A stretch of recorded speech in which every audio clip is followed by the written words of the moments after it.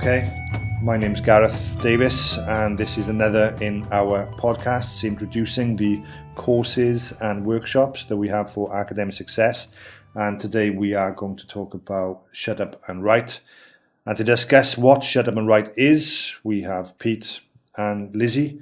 Pete, would you like to introduce yourself? Yes, I'm Pete Hanratty. I'm a lecturer for ASP. I coordinate the Human Health Sciences College and the College of Law. Hi, my name's Lizzie Tanguy. I coordinate the Academic Success Programme. I teach a lot of writing courses, helping students to write better and, like this one, to write more. So, Lizzie, Pete, what is Shut Up and Write? Okay, so basically Shut Up and Write is a movement that started in the Bay Area of San Francisco, where creative writers would come together and they'd meet at a certain time in a cafe just to socialise and to write.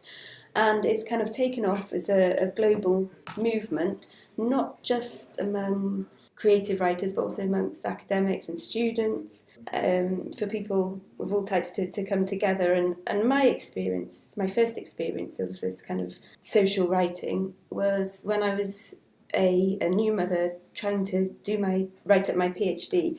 And I had two friends, both of whom also had just had babies, and we were all trying to get pieces of work written. One friend was writing a book and the other friend was writing her master's dissertation. What we'd arrange a few times a week to meet in a cafe and to sit down, have coffee, juggle our babies and try and write. And it worked, it didn't matter if we had 2 hours sleep the night before, because we knew that people were counting on us. We'd get there, we'd sit down. The important thing is bums on seats and also this kind of element of support, and we'd get writing. That's great, thank you, Lizzie. So, Pete, what actually happens in our ASP Shut Up and Write sessions? Well, we do a little bit more than just shutting up and writing. When students come in, we give them a couple of minutes to sort of socialise, have a little chat, relax a little bit. Before, what I'd usually do is put up a timer on the board, say a 20-minute timer, where students will then focus for 20 minutes and try and usually write for 20 minutes solid before the timer sets off an alarm, and then they have a little bit of time to break out and chat with each other. So yeah, the class is that kind of format, a mixture between social interaction for a few minutes and then focused 20-minute bursts of concentrated work. So how can students benefit from Shut Up and Write? So I would say they can benefit from, firstly, being more productive in their writing. So you come along, you do these short sprints of writing, and I think in that time, I think you can be more productive than if you sit for the whole day, 8 hours in the library and thinking you're working, but perhaps maybe you don't come out with the kind of end result that you do if you have these short focus bursts, which then of course frees up other time to do other more enjoyable things like going for a walk, which also then in turn helps your studying. Yeah, I think building from that on a personal level, working in these bursts has helped me manage my tendency to procrastinate. When I was studying, I quite often have a really clean house or a very empty fridge, or I just find something else to do other than study. And working in these short bursts has helped me manage distractions in my life. There's a good talk by a guy called Tim Urban called Why Procrastinators Procrastinate. And he offers as a solution working in shorter bursts and removing distractions. So I think that's really useful for students to gain these strategies to manage their time more effectively and remove distractions from their study environment.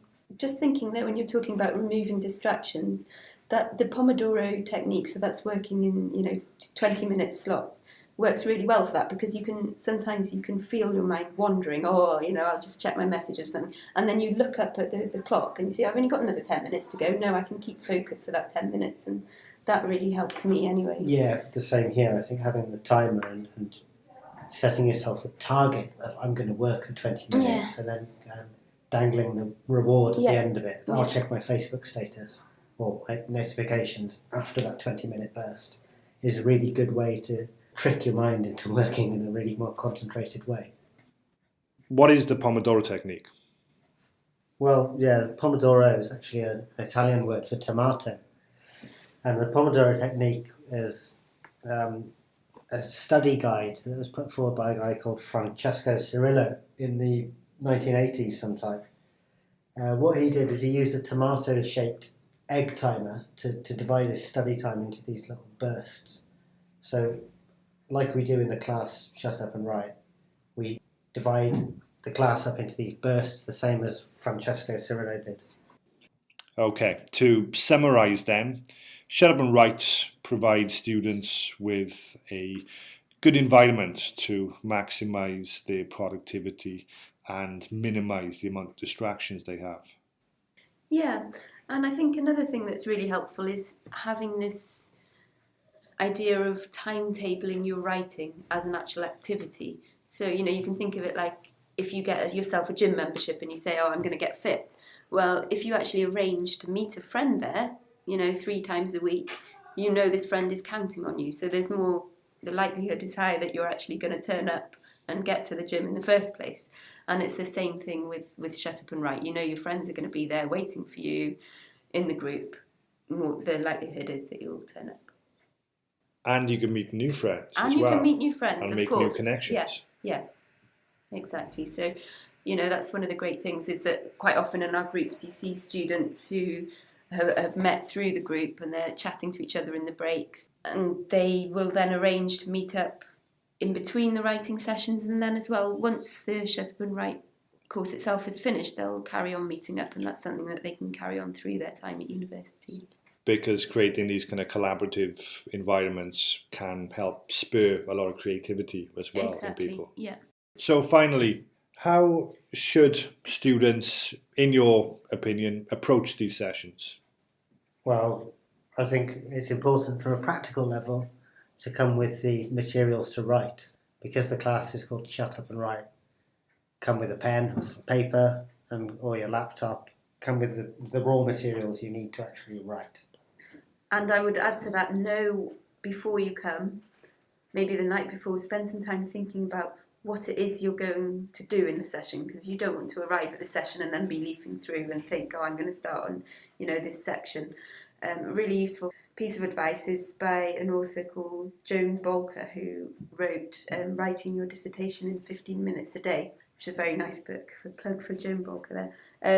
She says, park on a downhill with your writing. So when you get to the end of a writing session, have a fresh document and you write down what it is you've written that day, and importantly, what you're going to start next. So that as soon as you open your Word document, you'll know where exactly you're going to start writing. And that saves you a lot of time and a lot of thought during the sessions. Yeah, I also think that it's important in preparation for the sessions to try and approach them with an open mind and an understanding that a lot of the techniques of the Pomodoro technique that's discussed in class can actually migrate into other areas of your life. Particularly if you find yourself easily distracted or struggling to manage workloads, it's a really effective tool for time management in an academic sense, as well as just an everyday life thing. So whatever they do in the class, they can also try to replicate, when they're not in class, when they're at home, yeah? I'd say they probably should try to replicate it, because it will only benefit them. Pete, have you got anything else to add? Yeah, well, I think it's important that students address their relationship with things like social media, because these new forms of communication are really designed to capture your attention and to distract you and to make you check them all the time. There's an actual element of design that goes in. The business model is based on people checking Facebook every 5 or 10 minutes in case they've got another notification. So I think that it's really important here from a class Shut Up and Write's perspective, and some of the ideas behind it, that students try to readdress their relationship with social media and not interact with it when they're in the class, to really get control of their attention spans back. So how could they do that in the class? Well, because the class is based on this Pomodoro technique, instead of having this idea that you're going to be distracted, having your phone in your pocket with the Twitter or Instagram or whatever, giving yourself an aim of 20 minutes concentrated work, and at the end of that 20 minutes, the carrot, if you like, the reward is, after that, then I'll check Snapchat. So for that 20 minutes, you're in the mindset of I'm going to work and I'm going to put something down on some paper or in my Word document. And at the end of that, when you're chatting and socialising with your peers, then you can have a look to see how many notifications you've got. But I think that it's really an important thing to just take control of your own attention span.